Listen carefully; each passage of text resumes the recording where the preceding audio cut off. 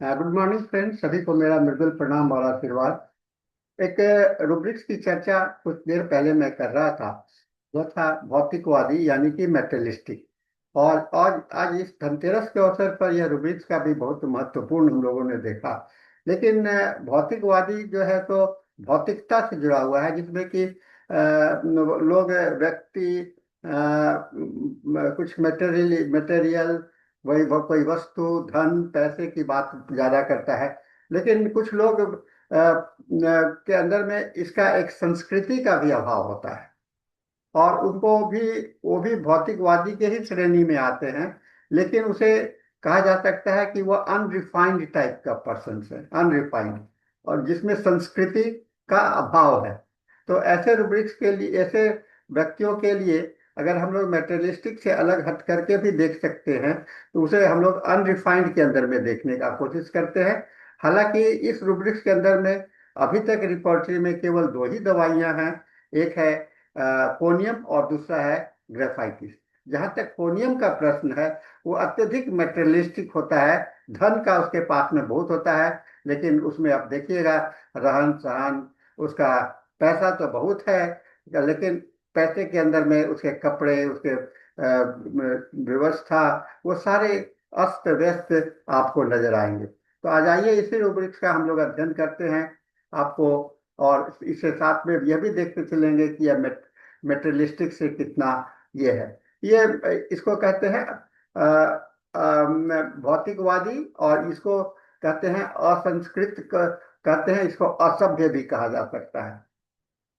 और जैसा कि हम लोगों ने भौतिकवादी को देखा था, जो कि जीवन मूल्य में केवल धन वस्तु पर ज्यादा जुड़ा रहता है। और वह केवल अपने मेरे पास में ये है वो है इसकी चर्चा करता है। और इसका मुख्य लक्षण लोभी स्वार्थी धन प्राप्ति की होती है। लेकिन अनरिफाइंड पर्सन जो असभ्य और असंस्कृत हैं, उसमें नैतिक सामाजिक या भावनात्मक परिष्कार का अभाव होता है। ऐसे व्यक्ति धन नहीं भी हो सकता है, लेकिन धन भी हो सकता है, दोनों होता है, लेकिन उनका व्यवहार बोलचाल आचरण विचार में कठोरता और असंवेदनशील और रूखापन होता है। उनके जीवन में सौंदर्य भावनाओं की कोमलता और संस्कृत संस्कारों की गरिमा नहीं होती है। ऐसे लक्षण जो रूखा होगा, असंवेदनशील होगा, अभद्र होगा, अशिष्ट होगा, अशालीन होगा, और नैतिक रूप से मंद बुद्धि के होंगे। इस शब्द की उत्पत्ति जो है तो मेटेरियलिस्टिक मटेरियल से बना हुआ है, और अनरिफाइंड जो है तो शुद्ध करना, रिफाइंड से बना। अन मतलब नहीं, और रिफाइंड का मतलब शुद्ध, यानी कि अशुद्ध या अपरिष्कृत। यहाँ व्यक्ति के नैतिक भावनात्मक और सांस्कृतिक स्तर पर अपरिपक्वता, इमेच्योरिटी और असंवेदनशीलता को दिखलाता है। आप दोनों का अगर मनोवैज्ञानिक विश्लेषण करेंगे तो आंतरिक प्रेरणा में मेटेरियलिस्टिक में धन प्राप्ति, शक्ति और के माध्यम से सुरक्षा होता है। अनरिफाइंड में संवेदनशीलता या सौंदर्य बोध का अभाव होता है। कपड़े पहनने का ढंग नहीं, ये बाल बिखरे को सजावट रखने का ढंग नहीं, समाज में अपने को कैसे प्रस्तुत करे उसका ढंग नहीं होता है। स्वच्छ छवि, इसमें जो उनका अपना जो छवि है वह मेटेरियलिस्टिक में बाहरी उपलब्धियों से नापा जाता है, लेकिन अनरिफाइंड को तो इसका कोई परवाह ही नहीं होता है। भावनात्मक जीवन सही सतही स्तर पर ईर्ष्या और लोभ से प्रेरित होता है। अनरिफाइंड में कठोरता होगी, दूसरे के प्रति असंवेदनशीलता होगी। और इसका मूल्य बोध जो होगा तो विलास और मेटेरियलिस्टिक का विलास सुविधा और लाभ होगा, लेकिन इसमें नैतिकता संस्कार का अभाव होगा। और आध्यात्मिकता, आध्यात्मिकता में आत्मा की चेतना का उपेक्षा करेगा, लेकिन जागरूकता, और ये अनरिफाइंड में जागरूकता का अभाव होगा पर विरोध नहीं करता है ना। तो हम लोगों ने देखा कि मेटेरियलिस्टिक लोग कहता है पैसे से ही सब कुछ मिलता है, बिना स्टेटस को इंसान में कोई कीमत नहीं है। मुझे आरामदायक जीवन चाहिए। बातचीत में बार बार धन संपत्ति का उल्लेख करता है। हर संबंध का मूल्य और अर्थों से आता है, और आर्थिक असुरक्षा से अत्यधिक चिंता करता है। इसका देह का भाषा होगा, बॉडी लैंग्वेज होगा, सजा धजा, दिखावटी, आत्मसंतुष्ट या शाही आचरण, है ना। अनरिफाइंड क्या होता है? शिष्टाचार की क्या जरूरत है, मुझे किसी की परवाह नहीं है। बात करते समय अशिष्ट या अभद्रता, अभद्र शब्दों का व्यवहार करेगा, कभी कभी वह गाली भी देता है। खान पान पहनावे में व्यवहारिक लापरवाह होगा, दूसरे की भावना के असंवेदनशील होगा। और इसका जो बॉडी लैंग्वेज होगा वह अनरिफाइंड होगा, असबड़ा हुआ होगा, असाधारण रूखा व्यवहार, भावनात्मक शून्यता होगी, स्थूलता होगी। इसका क्लिनिकल रिलेशनशिप आप देखें तो भौतिकवादी व्यक्ति अक्सर महत्वाकांक्षा, प्रतिस्पर्धा, आर्थिक चिंता से होता है, जैसे हाइपरटेंशन, अनिद्रा, अपच, हृदय तनाव। लेकिन अनरिफाइंड व्यक्ति में भावनात्मक जड़ता होती है और संवेदनशीलता से जुड़ी होती है।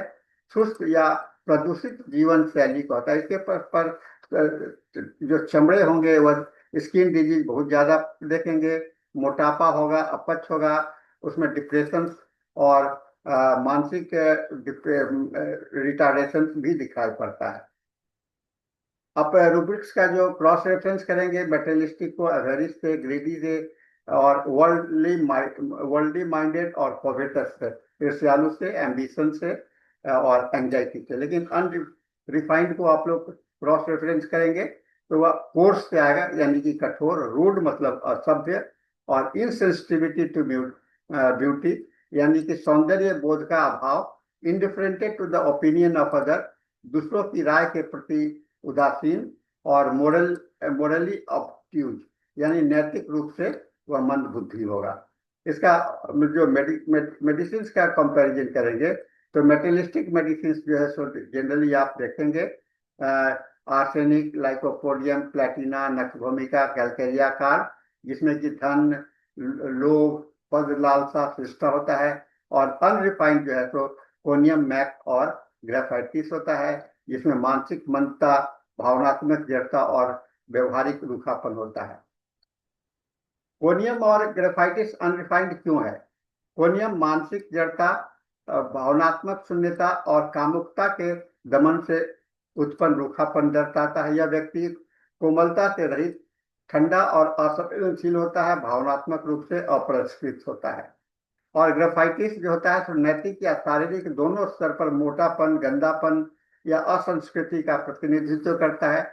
व्यक्ति भला हो सकता है परंतु वो रिफाइंड नहीं हो सकता है। बातों में सीधापन, कपड़ों में लापरवाही, भावनात्मक सूक्ष्मता का अभाव। तो दोनों औषधियां संवेदनशीलता के अभाव को दर्शाता है, न कि धन लोलुपता। तो कुल समरी यही कहा है कि धन लोलुपता जो होगा तो मेटेरियलिस्टिक होगा, और इसमें जो अनरिफाइंड में संवेदनशीलता का अभाव दिखाई पड़ेगा। इसका मैथमेटिक विश्लेषण हम लोगों ने देखा, मेटेरियलिस्टिक में जो होगा सोरा और साइकोसिस, असुरक्षा की कमी की भावना होगी, और संचय और लोभ ज्यादा हो करेगा, ये सोरा हो जाएगा, और साइकोसिस हो जाएगा। अनरिफाइंड थोरिक और सिफिलिटिक, मानसिक और नैतिक मंदता होगा, पतन होगा, वो सिफिलिस हो जाएगा। तो केस टेकिंग में इसका पहचान कैसे करते हैं? आप देखिए, धन या प्रतिष्ठा की चर्चा बार बार करेगा, ये इसमें मेटेरियलिस्टिक करेगा, अनरिफाइंड नहीं करेगा। शिष्टाचार या सौंदर्य का अभाव, ये आपको मेटेरियलिस्टिक में नहीं पाया जाएगा, ये आपको अनरिफाइंड में पाया जाएगा। वस्त्रों की विलासिता, ये आपको कपड़े चाहिए, ये चाहिए, मेटेरियलिस्टिक में दिखलाई पड़ेगा, लेकिन अनरिफाइंड में नहीं है।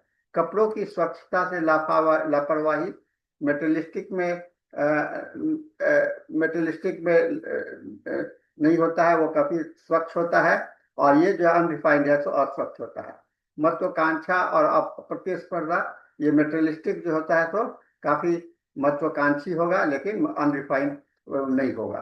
तो दूसरे के भावना के प्रति असंवेदनशीलता कभी कभी शून्य होती है। तो दार्शनिक तुलना ऐसे कर सकते हैं, केंद्र बिंदु मेटेरियलिस्टिक का धन और संपत्ति है, और रिफाइंड अनरिफाइंड का परिष्कार और संवेदन का अभाव है। नैतिक स्तर जो है तो मेटेरियलिस्टिक का स्वार्थ और लोभ है, अनरिफाइंड का जड़ता और असंस्कृति है। सामाजिक व्यवहार, मेटेरियलिस्टिक का दिखावटी, सुसज्जित पर स्वार्थी, और अनरिफाइंड का असभ्य, लापरवाह, अप्रश्न। दार्शनिक मूल्य आत्मा का निदेश होगा, और ये आत्मिक जागरूकता का अभाव होगा। इसका क्लिनिकल इम्पोर्टेंस, ये मूल्यों को जागरण है, और इसमें भावनात्मक परिष्कार और संस्कारों का विकास होगा। तो दोनों रूब्रिक्स, मेटेरियलिस्टिक और माइंड अनरिफाइंड, व्यक्ति के निम्न चेतना अवस्था को दर्शाते हैं, किंतु उनकी दशा और कारण अलग अलग है। भौतिकवादी व्यक्ति जगत में अति आसक्ति और उसी आत्मधन और वस्तुओं की चाह से बंधी होती है। असंस्कृत असभ्य व्यक्ति भीतर से अज्ञान और भावनात्मक अपरिपक्वता को दर्शाता है। दोनों में जो है सो आध्यात्मिक शून्यता है। मेटेरियलिस्टिक में धन और लोभ है, इसमें अविकसित और अनरिफाइंड में अविकसित और भावनात्मक मंदता होगा। और औषधीय दृष्टिकोण से हम लोगों ने देखा, ये भौतिकवादी जो होंगे वो पॉलिश्ड होंगे और स्वार्थी होंगे। लाइकोपोडियम, आर्सेनिक, प्लेटिना और ग्रेफाइटिस और कोनियम जो है तो असंस्कृत या तरल पर मुख्य। तो अतः केस टेकिंग में यह अंतर अत्यंत महत्वपूर्ण है। रोगी के कथनों के पीछे में मनोवैज्ञानिक प्रेरणा होती है। क्या वह धन के प्रति आसक्ति है या संवेदनशीलता का से रहित है? इसे समझना हम लोगों को दवा को सिलेक्ट करने में मदद करता है। तो आप देखिए, छोटे से अंतर के साथ में पैसा है और संस्कृति पर ज्यादा ध्यान दे रहा है। पैसा नहीं है या है उसकी कोई चिंता नहीं है, लेकिन रहन सहन नहीं है। लोग कहते हैं ना कि विशुद्ध भाषा में, देहाती भाषा में, कि ये गंवार व्यक्ति है। गंवार मतलब उसको रहने का ढंग नहीं है, कपड़ा नहीं पहनने का ढंग नहीं है, समाज में कैसे अपने को प्रस्तुत करें उसके प्रति वह लापरवाह होता है। तो ऐसे रूब्रिक्स के साथ में आज हम लोग इस धनतेरस अवसर को दोनों रूब्रिक्स के साथ हम लोगों को काफी ज्ञान प्राप्त करने का कोशिश किया है। और मुझे लगता है कि इस प्रकार हम लोग रोगियों की अच्छी पहचान कर पाएंगे। तो इसके साथ में आज का सेशन हम यहाँ समाप्त करते हैं। हम लोग फिर मिलेंगे किसी नए रूब्रिक्स के साथ में अगले दिन। तो थैंक यू वेरी मच।